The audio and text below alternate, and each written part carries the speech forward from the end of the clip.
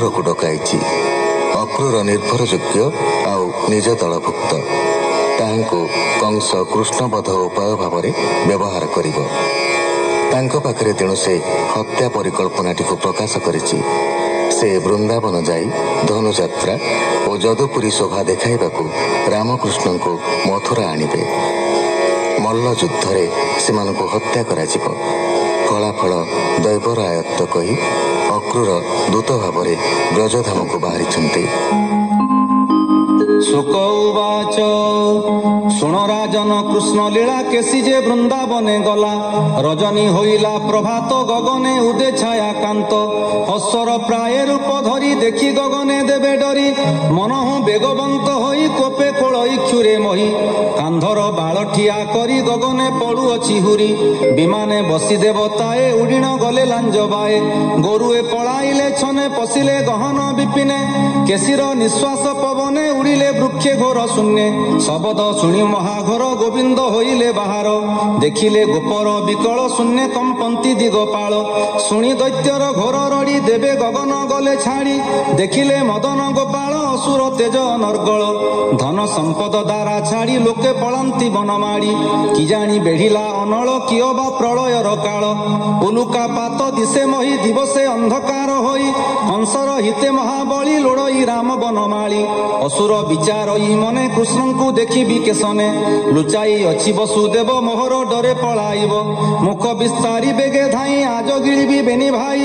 ଏମନ୍ତ ବିଚାରି ଆନନ୍ଦେ ମିଳିଲା ଗୋପପୁର ମଧ୍ୟେ। ଗୋପ ବାଳକ ମଧ୍ୟେ ଥାଇ ଦେଖିଲେ ପ୍ରଭୁ ଭାବଗ୍ରାହୀ। ଗୋପ କୁମର କନ୍ଧେ ହସ୍ତ ଆଗ ହୋଇଲେ ଗୋପୀନାଥ। ଗୋବିନ୍ଦ କଲେ ସିଂହାନାଦ କେସି ପାଇଲା ମନେ ଖେଦ। ଜାଣିଲା ଏହି ନାରାୟଣ ଶୋଷିଲା ପୁତନା ପରାଣ। ସକଟା ତୃଣାବତ୍ସାସୁର ଅଘା ପ୍ରଳମ୍ବା ମହାବୀର। ଧେନୁକ ଷଣ୍ଢ ଆଦି କରି ଏବନେ ମାଇଲା ମୁରାରୀ। ଏହି ସେ ନନ୍ଦର କୁମର ଜାଣି ଧାଇଁଲା ନିଶାଚର। ମୁଖ ବିସ୍ତାରି କୋପ ଭରେ ଧାଇଁଲା ପବନ ହୁଁଖରେ। ମୁଖେ କି ପିଉଛି ଆକାଶ ମିଳିଲା ଗୋବିନ୍ଦର ପାଶ। ଉଞ୍ଚାଇ ପଛ ବେନି ପାଦେ ମାଇଲା ଗୋବିନ୍ଦର ହୃଦେ। ଶ୍ରୀକୃଷ୍ଣ ବଞ୍ଚାଇଲେ ତାହା ବଜ୍ରହୁ ଆଣ୍ଟଜା ରହିଆ। ଚରଣ ଧରି ବାମ କରେ ପକାଇ ଦେଲେ କୋପ ଭରେ। ଗରୁଡ଼ ଜହ୍ନେ ନାଗ ଧରି ପକାଇ ରହିଆ ବୁରି। ପୁଣି କ୍ଷଣକେ ଜ୍ଞାନ ପାଇ କେସି ଧାଇଁଲା ରୋଷ ବହି। ବିସ୍ତାର ଦେଖି ତାର ତୁଣ୍ଡ କୃଷ୍ଣ ଭରିଲେ ଭୁଜ ଦଣ୍ଡ। ସର୍ପ ପଶଇ ଜହ୍ନେ ବିଳେ ଦେଖି ହସନ୍ତି ଗୋପବାଳେ। ଦୈତ୍ୟ କାମୁଡ଼ିଲା କର ଦନ୍ତତା ଝଡ଼ିଲା ଅଧର। ତପତ ଫାଳ ପ୍ରାୟ କର ଚାପି ନ ପାରିଲା ଅସୁର। କେସି ଉଦରେ କୃଷ୍ଣ କର ବଢ଼ିଲା ଜହ୍ନେ ଗିରିବର। ଗର୍ଭ ମନ୍ଥିଲେ ଭୁଜ ଦଣ୍ଡେ ଖୁଆ ଯେସନେ ଦଧି ଭାଣ୍ଡେ। ନିରୋଧ ହୋଇ କଣ୍ଠ ଦ୍ୱାର ବିସ୍ତାର କଲା ଚାରି କ୍ଷୁର। ବେଗେ ଛାଡ଼ିଲା ମଳମୂତ୍ର ପଡ଼ି ହୋଇଲା ମୂରୁଛିତ।